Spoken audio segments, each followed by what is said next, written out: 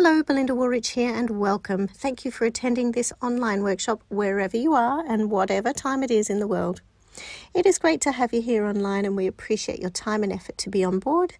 Our best wishes to you, your family and community and friends. A bit more about me. I'm Belinda Woolrich. I'm a downsizing expert after project managing hundreds of downsizes and helping people through this transformation over the last decade. I'm also an author of the book Right Size Your Home, The Empty Nester's Guide to a Stress-Free Downsize. I am also the Director of Learning at rightsizeyourhome.com.au, where I have written and designed several courses to help people in their downsize and get in control of this journey. So without further ado, I'd like to introduce the speakers. It's my absolute pleasure to have Martha McLaren Wood with us here today. Licensed real estate agent. She's a senior sales representative at Drake Real Estate. Welcome, Martha. Thank you for having me. Thanks for coming on board. It's fantastic.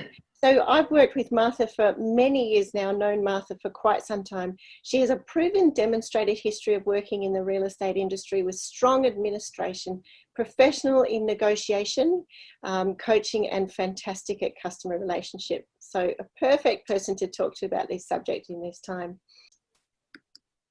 So in today's workshop and podcast, what will you learn? We've chosen 5 topic areas. First one being, how is real estate working right now at this time? What are the typical fears for selling in this environment? We're also going to talk about systems and procedures that good agents employ now, which Martha has some very interesting insights there. Also, why would you sell in this market? And then our top tips and further questions to finish off. Moving right along to topic number 1. So, Martha, how is real estate working right now? We've got logistical impacts and conditions at the moment and also the market. So tell us some thoughts on that. Well, for the most part, I think many of your customers are going to feel very comfortable about the way real estate is working right now. It's moved back in time, if you will, to a time about 15 years ago when we used to do all of our inspections and appointments on a one-on-one basis, a private appointment for a young couple to come and walk through your home who are looking to buy. And we've gone back to that. It's a question of having to qualify the buyers that are coming through your home to make sure that the home that you're selling matches what they need in terms of accommodation, outlook, location, and those sorts of things. And then from a vendor's perspective, you know that the people that are coming to your home are, first of all, qualified in terms of their finances, and also qualified in terms of that, in theory, they have enough accommodation in your property. And then at the end of those appointments, of course, the vendor is given so much information about how the inspection went because the agent's been with that one client throughout the whole process. So we've gleaned, their likes and their dislikes, and we just know the buyer so much better because of the one-on-one interaction.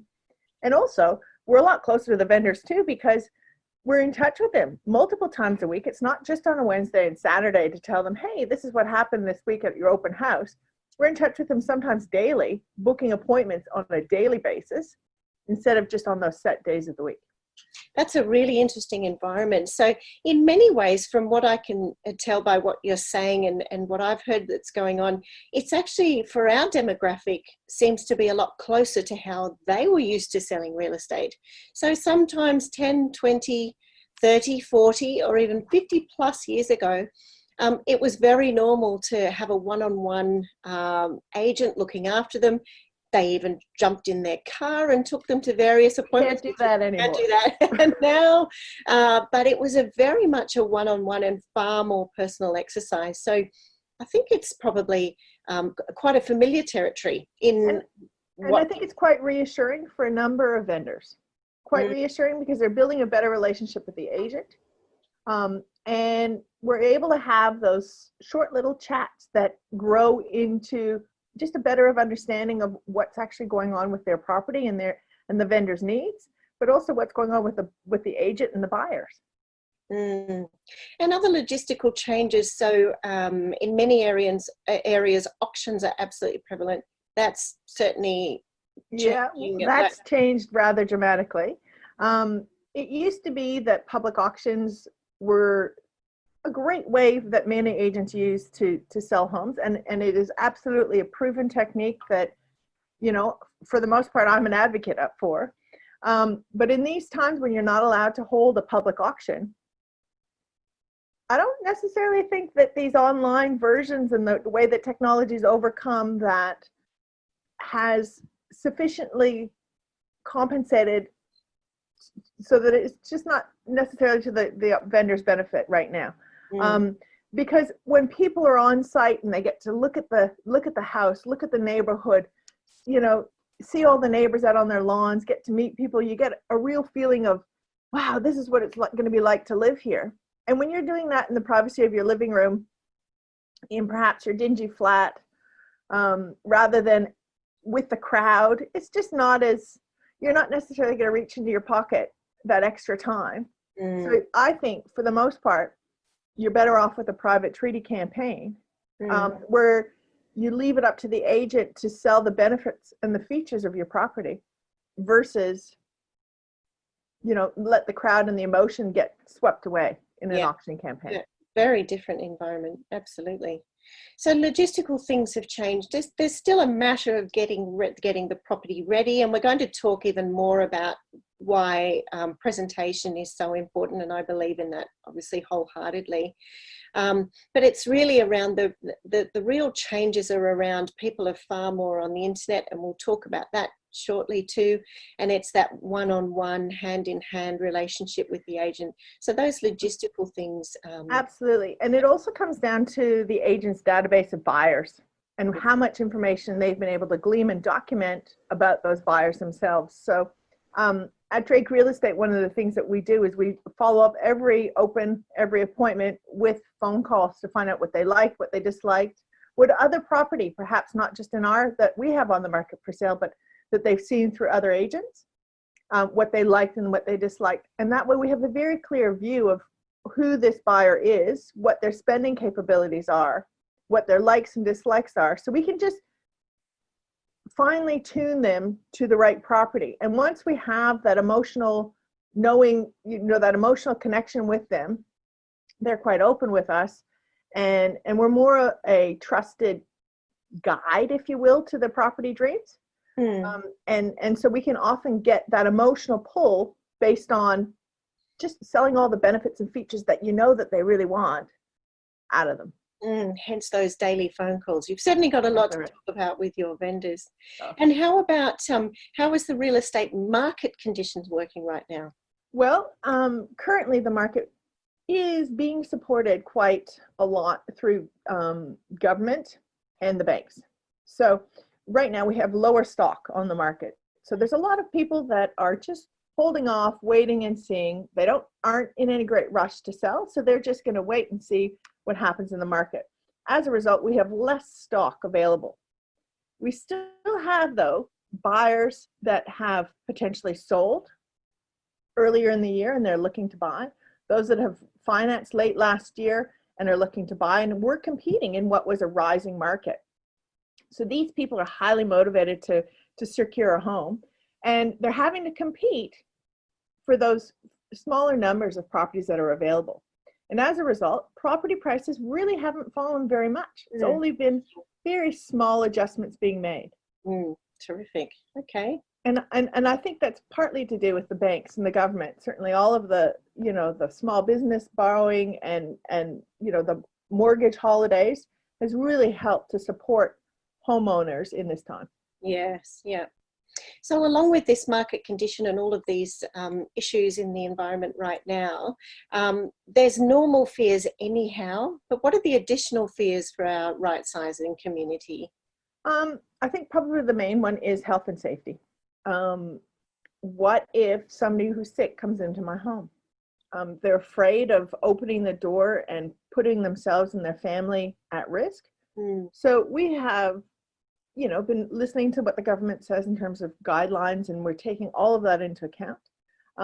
From Friday, or from today, We can have 2 people in a home at a time, whereas last week it was only an inspection one-on-one basis. One of the things that we do is, of course, before we book those appointments, we just double check, how are you feeling? Or have you been in contact with anyone with COVID-19? Are you at risk? Is there anything that you need to tell us about your situation?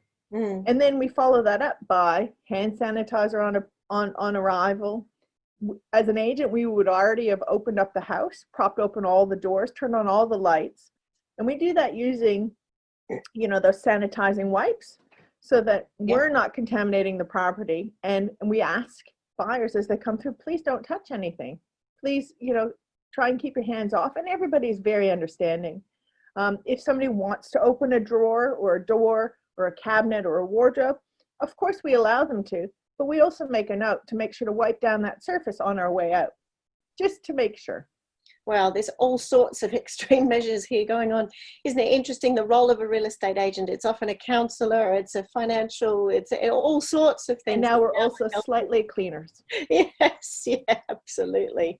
That's reassuring to know, because especially in this demographic, where obviously right-sizing community is one of the higher risk ones. And that is something that I would be encouraging vendors to make sure is definitely happening. Now, also typical fears anyway of putting your property on, as we talked about, but what about in this current, the market fears of this current environment? Well, probably the one biggest fear that I'm coming across right now is, what if I can't get the money that I need to move forward? What if I can't achieve the price that I need to move forward? Well, even if it wasn't in these COVID-19 times, that is always a fear that my vendors have. And the way I reassure them is to talk to them about how we came up with the price that we're listing the property for sale. So I have basically 3 different types of prices that I run through. The first one is the cost price. So that's when you've got a vendor or a homeowner who says, well, I bought the house for X amount of dollars. I've added a kitchen. I've done landscaping. The cost of holding it in my mortgage is this.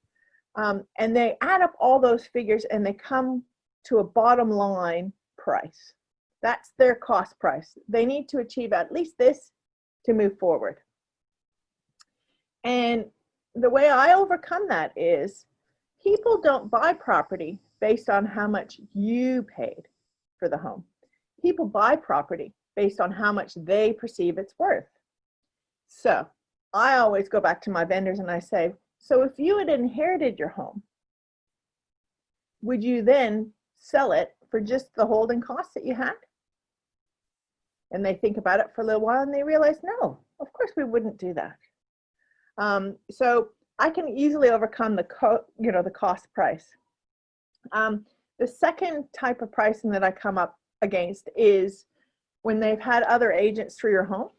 And a lot of agents are prone to telling you what you want to hear rather than what the reality is in the market. And that, in our industry, we call that buying the listing, but they're telling you your dream price. They're telling you the over-the-top price that if somebody gets carried away with their emotions, they're going to put their hand up at auction 10 times and they're going to buy that house. But it's really important to realize that agents don't control the price that you can sell your home for, because the agent's not the person buying your home. The only people buying your home are the buyers. And so they work in competition with all the other buyers that are looking for homes at the time that are similar to yours.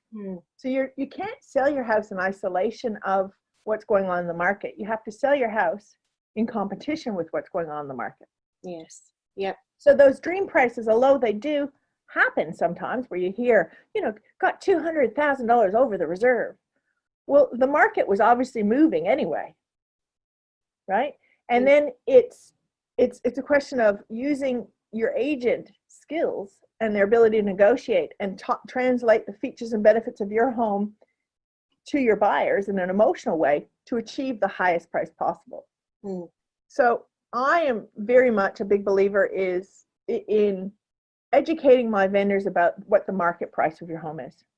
And this is when I look at homes within 2 kilometers of yours with similar features in terms of the numbers of bedrooms, the numbers of bathrooms, garaging, level lawn, views, outlook, and also the finish of those features. Have you updated it? Is it an original condition? Do you need new carpet, new paint? And I look at those properties and I talk to them in particular about how your property compares to those. And it's in a very short time frame too, within the last 2-3 months. And we come up with the price that way, because that is closest to what buyers are going to be seeing and what buyers know is happening in the market. Interesting. And that's the role of the agent, is around the presentation, education, knowing the market. They certainly can't determine a price, but they can support the downsizer with everything apart. Absolutely. And at the end of the day, if you're not getting price feedback that you at a level that you need to move forward, and you're not getting offers at a level you need to move forward, as a vendor, you do not have to sell. Absolutely. You can always wait and come back on the market at another time. Yes, and of course, those things that you can do is around getting the property as the right size, getting the property, getting through the declutter, making sure the maintenance is great and it's presented well, and being ready for the web, because everything's happening on the web, which we'll talk further about soon.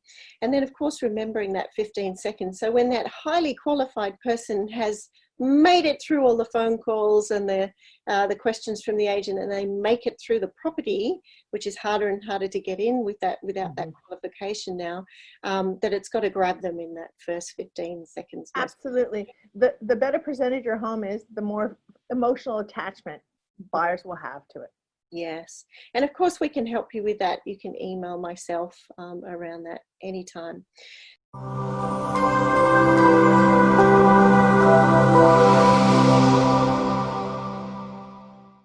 Hi there, Belinda Woolrich here, downsizing expert, author, and also director of learning at rightsizyourhome.com.au. I'd like to briefly let you know about our fantastic online training courses, helping downsizers get in control of their downsizing journey. Part 1 of our course is Shifting Your Mindset. This is about understanding the right time, moving roadblocks, and how to be ready for your downsize. Part 2 is the Great Declutter Challenge. This is about planning and getting stuck into your family home declutter. Part 3 is adding value to your family home, how to profit with your best sale price and process. I hope you love the courses as much as me. Give it a go. What are you waiting for? You'll find them and much more at www.rightsizyourhome.com.au.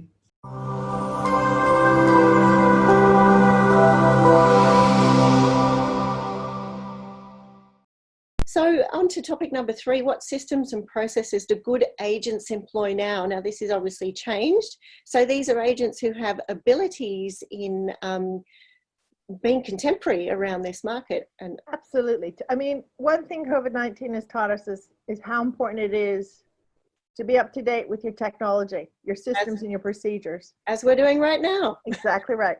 So the biggest cost from a marketing perspective for vendors is the internet. Home preparation is a little bit different, but like for what it costs you to actually get your property on the market to sell, it's the internet. And real estate and domain are the 2 biggest real estate portals right now in the country.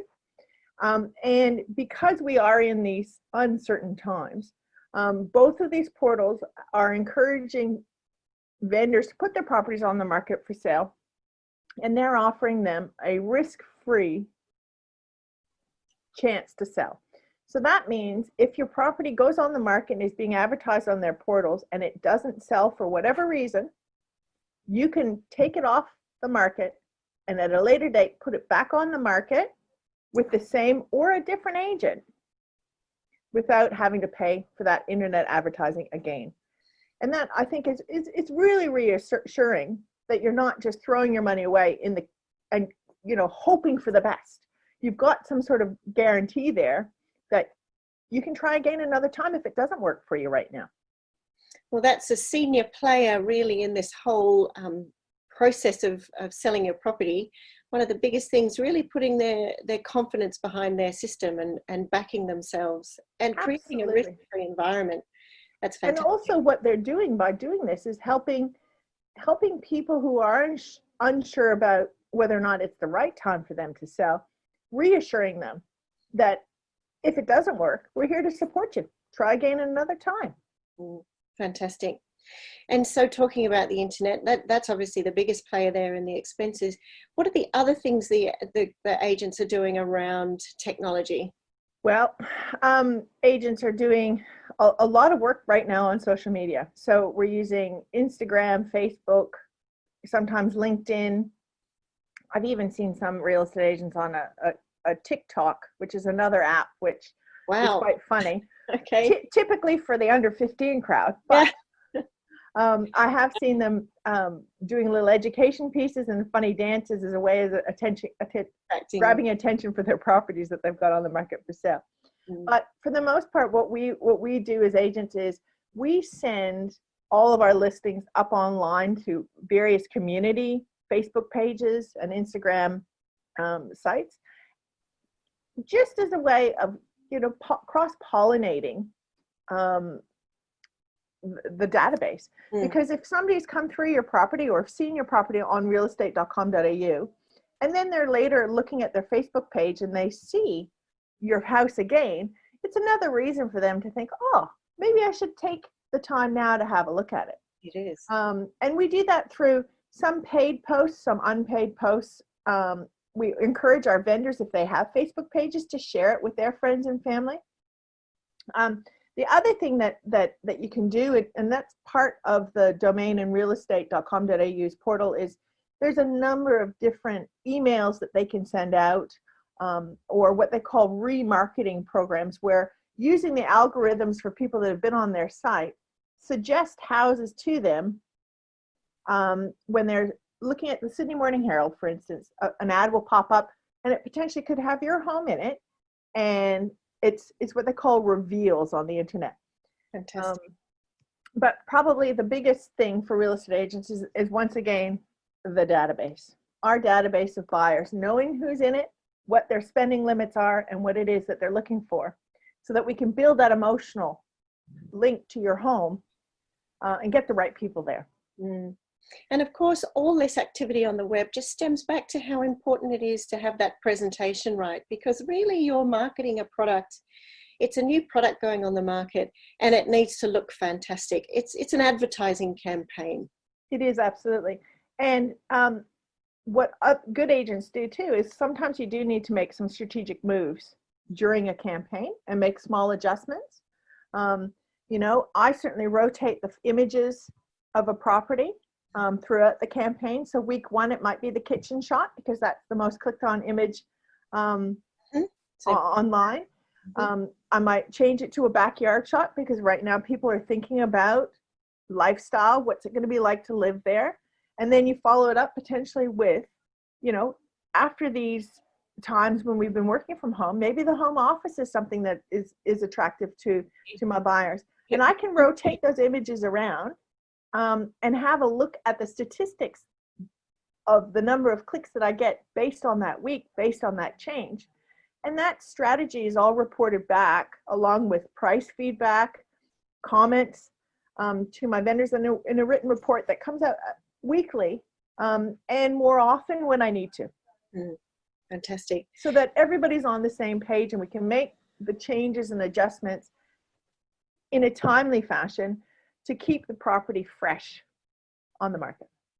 Well, real estate then and real estate now are two very different things for our demographic, that's for sure, and in many decades of differences and all of these changes. So it's so important for you to, as a downsizer or potential right sizer, talk with your agent about their ability and all of these sorts of things. So Martha, with all of these changes and all of these systems and all of these things going on in this environment, why would you sell now? If you had a home and you were thinking about it, what are the positives about this market? Well, the first positive is that we're coming off a rising market. So effectively, that means that our market, our prices that we were being achieved earlier in the year, sort of January, February, and even early March, were record high prices. So any downturn that we have had, it's been very minimal, but also at the top of the market. And I think, once again, that's because of the government support for small businesses, medium-sized businesses, employers, employees, the banks' mortgage holidays. And those mortgage holidays are for 3 months with the ability to renew for an additional 3 months. And they came into effect at the end of March. So basically, from now to March, April, May, June, July, August, September, that's 6 months from now. So in September, once all of these mortgage holidays have sort of frozen, there is the potential, it's a risky time at, looking down the track. Because if the economy doesn't bounce back as I certainly hope it will, that's going to be a time when there are homeowners that look at the stress and the financial stress that they may be under, and if they may need to put the properties on the market for sale, depending on their employment situation and their finances. So that's the future. So I'm encouraging people that if you're thinking that you're selling in the next 6, 9, or 12 months, to do it sooner, as long as you're ready, rather than later. There's another reason why I would be selling now. Those buyers that had been trying and competing for property before Christmas or just after Christmas, some of them haven't bought yet. And these are people that have their finances in order. They believe in real estate. They've competed and potentially missed out on other properties for sale. So they're emotionally invested. They've seen a number of properties and they're ready to make a buying decision. And they know that they're holding on to a home for 7 to 10 years on average. So they're not afraid to make a buying decision. Yes. I always find why wait for a lot of people who may be waiting traditionally for spring as well. And I've done many blogs of that about should you sell in winter or not? Well, you can sell now when you're ready. That's important. But why wait? Because everyone else may be waiting too. That's exactly right. And effectively, the best time to sell is when you're ready to sell. Because you're going to be making that decision for you and your family. Other people are also, believe it or not, selling in this market to buy back into the stock market. They're topping up their future because the stocks have come off. They're thinking, if I buy in now, that's going to grow faster than property.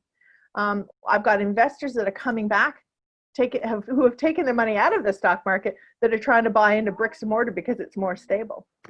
I've also got a lot of people that are selling their homes now so that they can top up their superannuation, so that their next life, they're getting some of that cash out of their house, and they're buying, a unit or a townhouse that's a little bit more manageable for them, and knowing that they've propped up their superannuation, so their finances for the future, so for those little extra holidays. For this demographic, it's an interesting time. So if the property price is remaining fairly solid as you're thinking, there's also that changeover factor. So it's never really in relation to what's going on in the market. If you're waiting for a dream price, then you'll potentially be paying that dream price for the next place. Whereas if you're buying and selling in a similar market, then absolutely free up some of that cash. It actually could well be a very good time to put it into shares. That's right. And there's always risk when you put your price on the market. The risk is there, but how to overcome the risk is by having the confidence in your agent, having the confidence in the project that you're presenting your home, and knowing what motivates you and what is motivating and this change. Absolutely critical. Yes. So to wrap up, Martha, on topic number 5 is around top tips.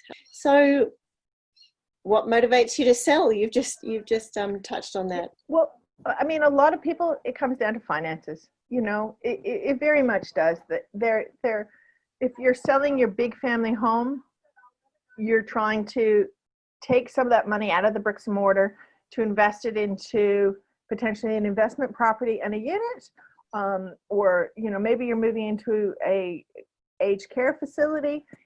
Whatever motivates you, you have to get that money out somehow. And the only way to get your money out is to sell.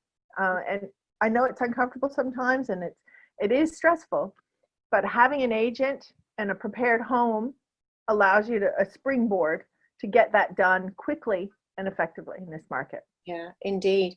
And I believe in this demographic, and certainly why I wrote the book is all around making sure our right sizes bring their motivation back to within, because it is all about you. It's not, I think, not your kids. Yeah, it is. That's right. It's not about anyone else. It's about you. And if you still have a partner, it's you and your partner and what you want. And I always like to think that if you can put yourself in the center of the process, everything else will fall into line. And getting more out of retirement, that's the ideal. And the other thing is too, I always say to my clients that it's important to do it when you're able to make all the decisions and be in control of it. Because if you wait too long, your kids or companies, consultants are having to come in and help you, and you may not get the benefit of that change at the same way you would have if you did it earlier for yourself and then were able to choose the exact right property, the next step for you. Yeah, absolutely. And in my book, I also have the last chapter on success stories of people who've jumped in and done it. So if you can get more out of retirement, and you can see that maybe your home is not serving the purpose that you bought it for, so let's look for one that is, I think is a terrific motivator. And whilst we've got the opportunity in this time, we're spending more time at home. Well, takes us to point number 3, present well. That's right. So presenting well really comes down to, in my experience, having a look at what you have, showing off the bits of key pieces of furniture that you love, that looks at home in your house, and packing up all the memories. It's not to say that you have to empty every wardrobe or clear every bookshelf, but gives you a chance to get rid of some of the things that you don't need right now, or that you're not going to need in your next property. And you can do that in a systematic way, sort of room by room. And then, nothing makes a house look and feel better than a coat of paint, some fresh flooring, a big gurney. Absolutely. Pressure washing, wash your windows. Good trim and a mulch. Don't forget the mulch. Yeah, absolutely. And point number 4 is buying and selling in the same market. So yes, that's some further thoughts on that. Well, I certainly think that no matter what happens, if you're buying and selling in the same market, say you put your house on the market for sale, you get 10% over what you're asking, chances are you're going to have to pay 10% more than what the person selling their unit was asking. It works out to the same for same. The good thing about selling a big home right now and going into something that's smaller is the gap. Prices of large homes are, as we've seen, still being supported by the market. And if you're buying into, you could get lucky and buy a unit that somebody's already in financial stress, and you're able to make a good move there. But you just don't know what's going to be out there. So just trust that if you're buying and selling in the same market, it's going to serve you well. Yeah, that's great. Well, that's terrific. Thank you, Martha, for your expertise. And we've worked together for quite some time, so we've certainly got some success stories that we've got a bit of a formula that absolutely. So stay tuned for our next webinars. The next few are Wow Gardens, how to maintain that, how to stay on top and have a fantastic looking one. Virtual open home, so interesting, a professional videographer who's talking about how to sell your home virtually. And many more. Finance. We've also even got a decluttering challenge coming up, so stick with us. It'll be good fun. And of course, many of these topics that we covered today are discussed a lot deeper in the book, Right Size Your Home, The Empty Nester's Guide to a Stress-Free Downsize.